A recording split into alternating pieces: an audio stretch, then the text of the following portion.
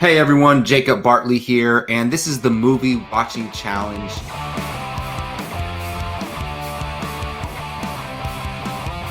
This is my review for As Good as It Gets, the Jack Nicholson film, also starring Helen Hunt, Greg Kinnear, directed by James L. Brooks. Jack Nicholson, Helen Hunt, Greg Kinnear, and Cuba Gooding Jr.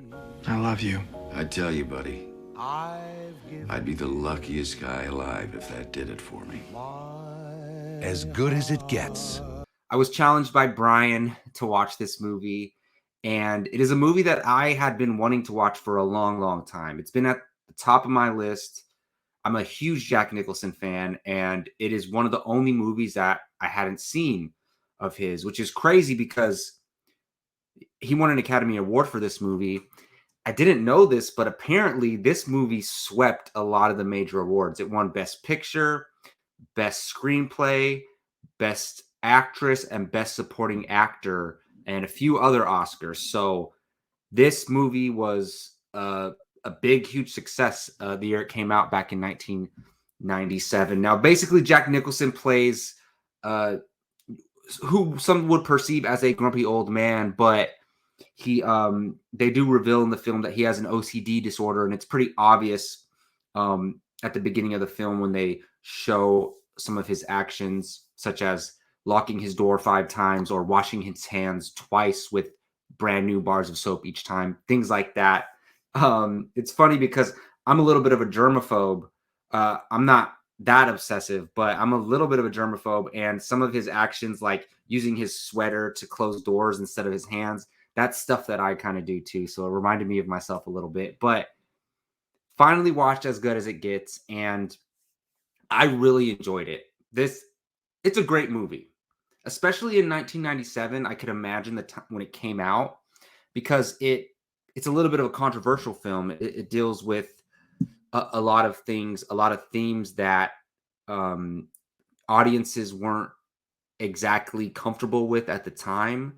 And nowadays those subject matters are covered heavily, but this movie had a lot of stuff in there that would maybe a little edgy back then, but they did a great job with this movie. Jack Nicholson, he solidifies himself for me as one of my favorite actors of all time, one of the best actors of all time. Cuckoo's Nest is my favorite performance of his, still is, but this one's up there. He plays the role very well, and big surprise, it's Jack Nicholson, so of course he does, but he's unlikable in this movie. The character's supposed to be unlikable, and at least through the first half of the movie, and he does a good job of portraying that, and a kind of making the audience not like him, and making the character kind of have to earn our our respect and our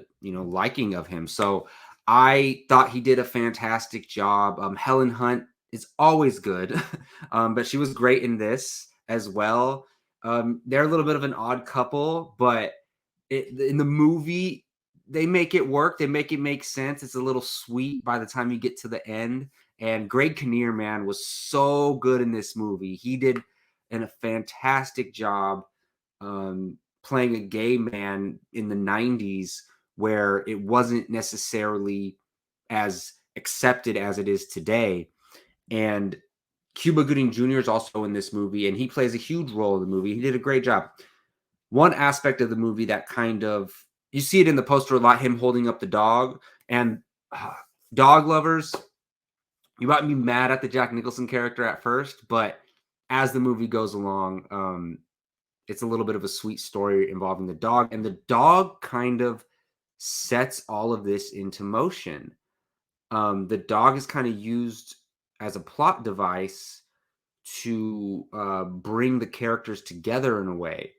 And I thought that was done really cool. Like, it's like in the first act of the movie, the dog is a lead character, and the dog has like more camera time than anybody else other than Jack Nicholson. So it was really cool to see an animal play such a huge part in not only the plot and the the motivations of the characters, but also just to have so much screen time. And like there's close-ups of the dog's face to show expressions of emotion. So it's like, dang, the dog should got nominated too if there was a category for animal performers.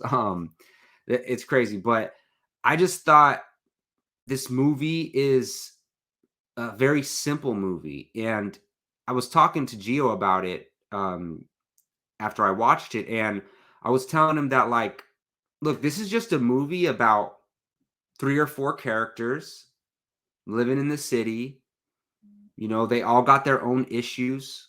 They're dealing with them. They come together, they become friends, they get romantically involved, whatever. Like, there's no extravagant plot. There's no heist. There's no like big motivation. There's no like huge MacGuffin in this movie necessarily. It's kind of just normal people with these real issues trying to figure it out, and through their relationships together, finding comfort in each other. And also, it's about, you know, the Jack Nicholson character, his obsessive compulsive disorder affects his life. He has no friends. He has no dating life, and he kind of separates himself from society because of the way he is. And on top of that, he's very, very straightforward, and he's rude to everybody. He's kind of racist and sexist, and it shows because he doesn't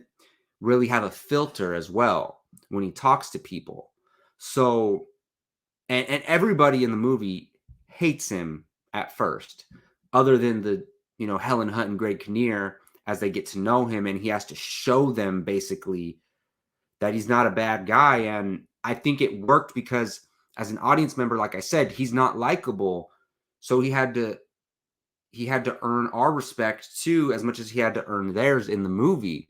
So by the end of the movie, you're like, whoa, this guy is not so bad. And he actually has a sweet heart. He just, you know, he obviously has been through some stuff in life, and he has this condition, but he finds a way to overcome it and make a friend, start dating somebody, and kind of have an eye towards having a normal life again. And I always wondered what As Good as It Gets meant in reference to this movie. And not to spoil anything, it's not really a spoiler, but he's at his psychiatric doctor's office, and he goes into the lobby where there's a bunch of psychiatric patients waiting, and he looks at all of them and he's like, what if this is as good as it gets? And this is all before he starts to make the changes in his life and starts building this friendship and this relationship. So he's basically saying, like, is this as good as life gets? Like, I'm just going to be miserable and alone my whole entire life, and I'm going to need therapy? Or am I going to make those changes in my life in order to better my life and try to be a better person and help people around me have a better life as well?